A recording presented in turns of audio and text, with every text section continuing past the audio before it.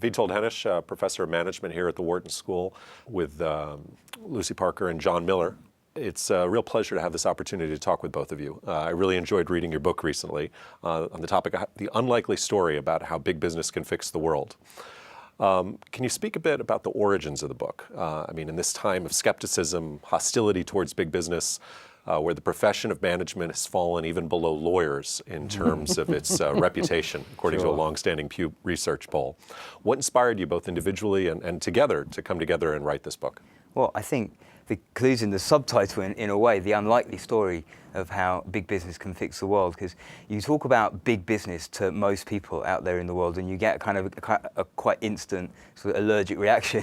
Often there's this very, very deep-seated sort of suspicion and hostility towards big business, and it's kind of easy to understand why. I mean, these big companies have a long history of crimes and misdemeanors which are well documented and everybody knows, and it's great that people are holding them to account. But I think for both of us, in different ways, we had seen in our histories that it's not the only story, actually, that big businesses can also be really powerful, positive engines for social change. And it's a kind of missed opportunity for the world, actually. If the only story around is that big businesses are the bad guys, and we miss the opportunity to harness that power and direct it at some positive change. So the book is really targeted at the skeptics, the activists, those who are critical, or is it the sympathetic managers who are trying to affect this change? Who are you trying to reach? Both. I think that, again, going back to the title of the book, everybody is the short answer. But actually, I think that the fact is that there's a world outside business that doesn't understand it, that doesn't get it. And as John was saying, it felt to us as though there are a lot of things to describe, a lot of things to see that businesses do that a lot of people never get to see, and our working lives had given us the opportunity to see them. So it felt as though we needed to tell those stories so that people who are not familiar with business could see them. But there was also running in our heads, I think, the feeling that if you are in a big business and either doing this stuff or asking yourself the question, how does our business relate to this skepticism on the outside, that it would be good if those people found themselves nodding for once and going, yes, that is how we look at it, that is how we act, and that you wanted to show people on the inside of business how much they could do. Well, the book follows a structure of bringing the reader along on a journey, a personal journey, a corporate journey, in which executives from a number of leading multinationals, Coca-Cola, Pepsi, SAB Miller, IBM, Unilever, Mahindra, MTN, so many companies, even mining companies, which people may be surprised at, such as BHP and Anglo-American, go on a journey of trying to affect social change in a profitable manner. You referenced your own personal backgrounds, and how did you meet these individuals? How did you choose the protagonists for the chapters, and where did you first learn about their journeys? Well, I think that both of us have worked for a long time in the corporate universe, and so we've for a long time known of some of these companies, and I think that there's also a leading pack of corporates really showing the way on this, and we were turning to them and wanting to say, when they're doing it well, what does it look like? When in no way arguing that all businesses act like this. In fact, part of the reason for writing it is to say, if we could see more clearly what the ones who are doing it effectively are doing, would it help make more of it happen? So we were definitely turning to the leading corporates. And then we were also asking, can we be sure we've gone really across the sectors to show that this isn't something unique to any sector. You mentioned mining. A lot of people even said to us, how can you have mining in a book about how business does good? On the other hand, virtually everything, the equipment around us, counts on mining. So the question isn't, do we need the industry or not? The question is, how can the industry act in a way that's positive for the world around it? So that was the question we were asking of every single sector, really. But you're absolutely right to say it's a journey, and I think we were very keen from the outset to make sure that the heroes of this book are the people in the companies, actually, because that's where the real energy is. And so often it's really easy to think of these big companies as these sort of faceless, monolithic kind of entities, whereas they are just collections of people and organisational structures and relationships. And that's where the change happens, actually. So we wanted to go and see what does it look like at the front line when these big companies are interacting with the communities around them, when they're really tangling with the issues that are confronting them. What does that actually look like, and what are those people going through? What's their experiences? And to bring that to life was what we've tried to do. Were you drawing on prior experience in the field with these companies, or did you actually embark on your own journey around the world to some of these sites and communities to draw the book? Very much both. I mean, Lucy and I both have seen this kind of independently in our own histories. I spent a lot of time out I was working for brands like Coca-Cola, and spent a lot of time out in Africa, where I would almost expect to, people would see Coke as the bad guys, actually, these big, massive, global multinational. Whereas actually, I remember meeting a whole bunch of people at one point in Ethiopia who were absolutely clear that you take a company like Coca-Cola that at that point had been in Africa for about 80 years. Very few institutions have invested over such a long time frame in Africa, have done more in terms of creating wealth through the supply chains, through the working with the farmers, through the distribution networks, through training people in their operations. And I remember having some of these guys who worked for like the UNICEFs and Save the Children's of this world saying, these big companies can achieve more in a place like Africa than many of the NGOs, actually. And that was a shock to me at the time to hear that. And that creating that loop in a way is partly why we've written the book, to close that loop. And interestingly, one of the things that really comes across, and I hope it comes across in the stories, is that one of the startling things when you see it from inside a company is how detailed the work is. This isn't conceptual, theoretical work at the senior levels. It needs senior endorsement, but what actually happens is very detailed, very on the ground, very skilled, and it takes people a long time, and they're learning lessons as they go all the time.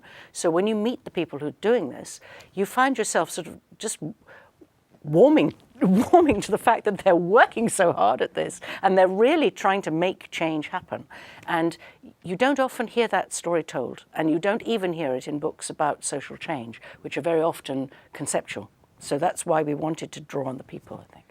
No, I think that's a really interesting point. I think it's amazing to think how few employees of the companies you're studying and how few customers actually know about the stories you're telling. Exactly. Why do you think this story hasn't been effectively told, either by the protagonists you've interviewed and featured, or more broadly by the external affairs, the media affairs companies of the companies you're working with? It's very powerful, again, both to customers and to employees, and yet it's a largely untold story. To some extent, it's a news story.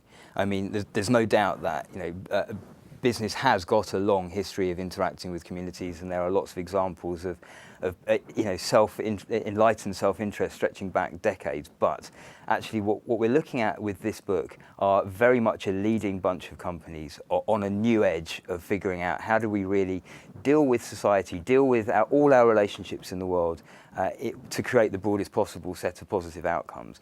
And that is really a new story. And I think the headlines have been dominated by leaks and spills and tax avoidance and the absolute litany of corporate wrongdoing. That's the story that people have. That's what's in the public imagination. This is an antidote to that, but it's nascent. And I think the reason for writing the book really is to try and give that energy, to try and put wind in the sails of that nascent movement. And interestingly, when we began to write it, and you talk to people, we're talking to loads of people, because as you say, we're working cross sectors and right from the boardroom right out to the front line. So we're talking about it all the time. And one of the questions that would come from the skeptics, to use your language, would be, oh yes, I know businesses do some good things, but usually they're just on the side, aren't they? They're just peripheral.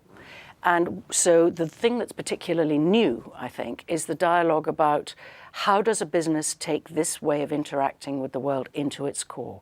How do we reconnect the core of business to wider society? And when John refers to them as leaders, what makes them leaders is those are the companies experimenting with that. So then, actually, it's hardly a story to be told.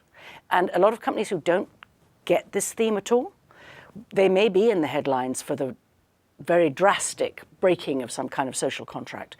And the historical methodology would have been to say, but we are doing some good things over here, almost like they're a trade-off.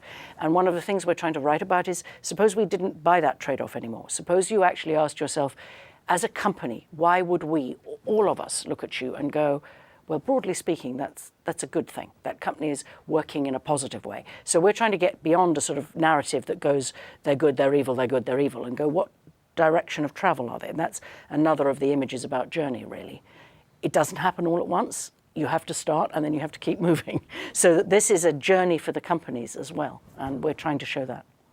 I think one of the constraints that many companies face is time horizons, the different time horizons of investors, of analysts, and even of managers who are looking for their next promotion or their next lateral move. And the payoffs from the strategies you're describing by bringing society into the core are often 5, 10, maybe 20 years out, creating an African middle class, India rising, new customers, new products, new services, new technologies. What tools, what processes have you seen in place to focus attention on the longer term and avoid the short-term pressures at the individual or at the corporate level? I think it's another reason that it's a news story, because I think one of the reasons it's shaping up in the way it is that the crash and all the fallout from that is actually opening a new conversation about long-term capitalism, long-term shareholder value. And it's not an accident that some of the industries that are leading in this are some of the most problematical industries that have had to forge an answer. And also, if you are a mining company or a big engineering company or a pharmaceutical company, your horizon is longer.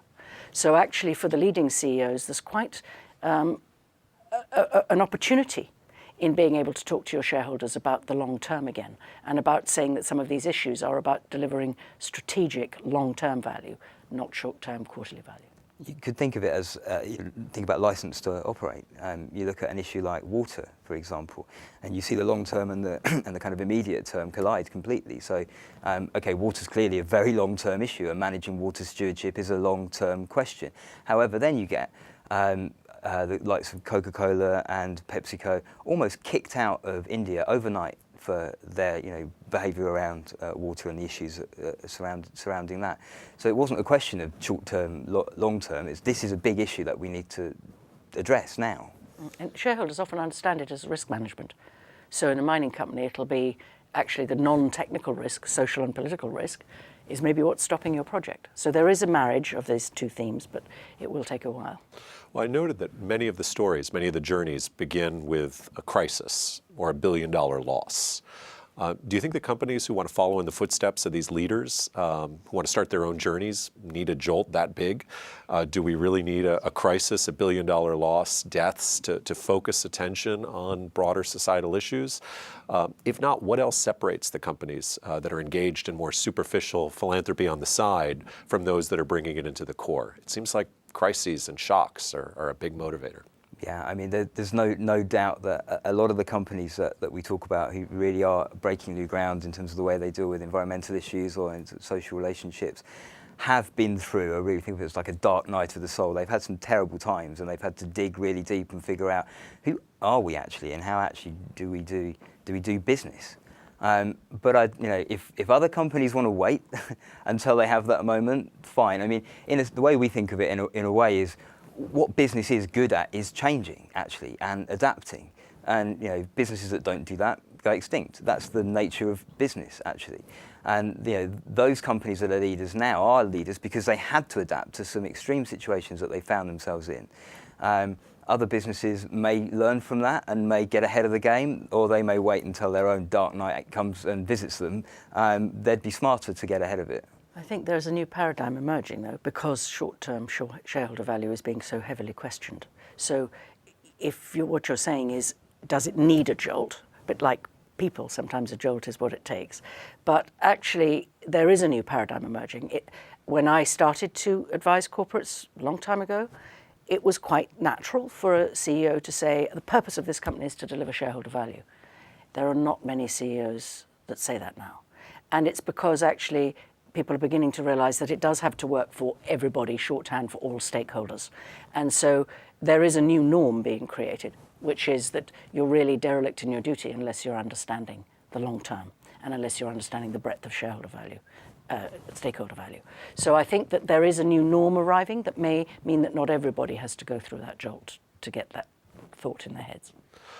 Well, so as to give people a flavor of these kind of journeys, but without diminishing the incentives to buy the book and read them in their full depth, could you tell us about one journey and company that you contemplated including, but maybe got left out, that had to be cut before the final version of the book? Wow, what a good question. Gosh, how can that stop us in our tracks? Because there's so much to say. There are lots of companies. I think that we did wonder about Walmart because that's an amazing company in sense of its sheer scale, and that for so many people it's the villain of the piece and a picture of the problem.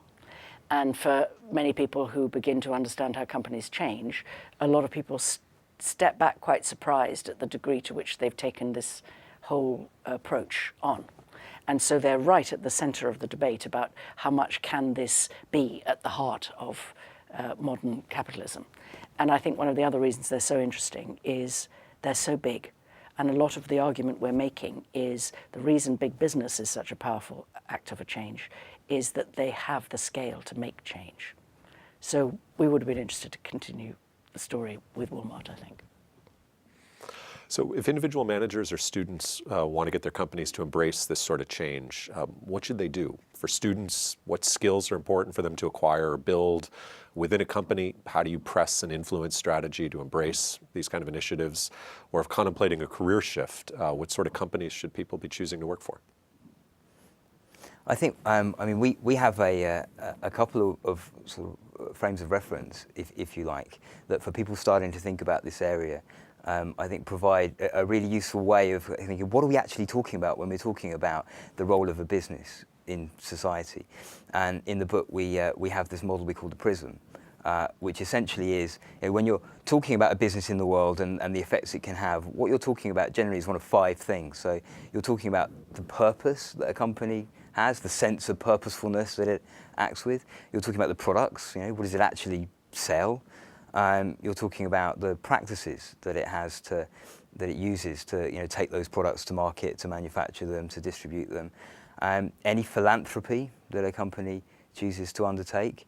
And then we've got the point of view of a company. So what does it actually think about the big issues that are really relevant to it? And we've suggested that really because it can be a kind of daunting and kind of complex and slightly vague area with all of these terms kind of hitting into each other. And this model, the prism, we think is just a quite simple way of looking at what are we actually talking about when we're talking about the role of a business in society. There is a sort of a leadenness actually still in the language around this. So a lot of the time for the mainstream sort of world of business, you talk about the words like sustainability and responsibility and citizenship and important, great, these all come from very good places. But there's a large amount of the business world that just switches off when they hear those words, and what they hear is this is about trade-off, this is a cost center, basically. And what we're trying to say really is that this is an opportunity actually for business and for the world. And that's a different way of looking at it. So to get out of that mentality and so to think of the role a business plays in society is really the key, I think, to getting started. And if you're saying what should you do, either as a manager or as somebody wondering whether to join a business, one of the other things we talk a lot about is get outside the business. This is about reconnecting business to society against that prejudice, against that stereotype that business is the problem, not the solution. So actually for a lot of people trying to make change in their businesses, almost the simplest thing is get some of your people outside the business. And one of the really common themes of the great stories is that somebody in there has had the imagination to take people at all levels of the business right outside it and look at the way it acts in the world and look at the big challenges that bother everybody in the world and ask themselves, what is our business to that? Can we help? And if you put together the prism with the question, can we help? You get pretty close to a way of acting. So another component of the book is these 11 conversations that you draw upon a number of different reports from the United Nations, the World Economic Forum, and look at 11 areas, sort of issue areas in which companies can contribute. Almost every company you examine, though, touches on multiple areas, if not all of them. So how do they choose? Which one is core to them? Which one should they focus on in their initiatives and embrace? And which stakeholders should they listen to in making those difficult choices? Because at some level, there is still a trade-off. You can't have dozens of initiatives. You need to bring this into the core and focus. And each company seems to have made a choice on 1, 2, or 3 of the conversations. But if I'm a manager, how do I choose which one? The extraordinary thing is that it almost makes itself. If you're asking where can we be most helpful, where are we most relevant? And certainly the 11 conversations are for us like a sort of landscape of the problems in the world that people really worry about. And if you show that to any top figure in business, they'll look at it and, like you said, they'll kind of go, oh, here, here, here, here. And if you go, but if you really could make the biggest difference, I've never known anybody not go, it's here and here. And then actually you aim the resources, the skills, the expertise, the imagination of your business at those areas where you have greatest relevance and greatest power to change. And it's a fun conversation to have with businesses, actually. People get really into, oh, we're relevant to that one, and to that one, and before you know it, as you say, they're relevant to all of them. But actually, something rises to the top, really, that gets the energy. But actually, the really important thing about the 11 conversations is not playing that game, but actually the attitude shift that underlies it. Because really what we're saying is, the old model of the way a big business interacted with the world was very much, messaging focused. It's like, what do we have to say, and what are the issues that we need to manage? And it was a really defensive crouch, basically. And what the 11 Conversations is saying is, get outside of it. What are the issues in the world that everybody is worried about? What are the challenges that we're all facing, and what do we have as a business that could be relevant to that could make us part of that solution? So it's more than anything else. It's just about shifting the perspective. Well, thank you both for taking the time, and I really enjoyed reading the journeys. I really enjoyed the time to discuss them and learning more about how the book came together. It's really been a pleasure. Great. Thank Thank you. you.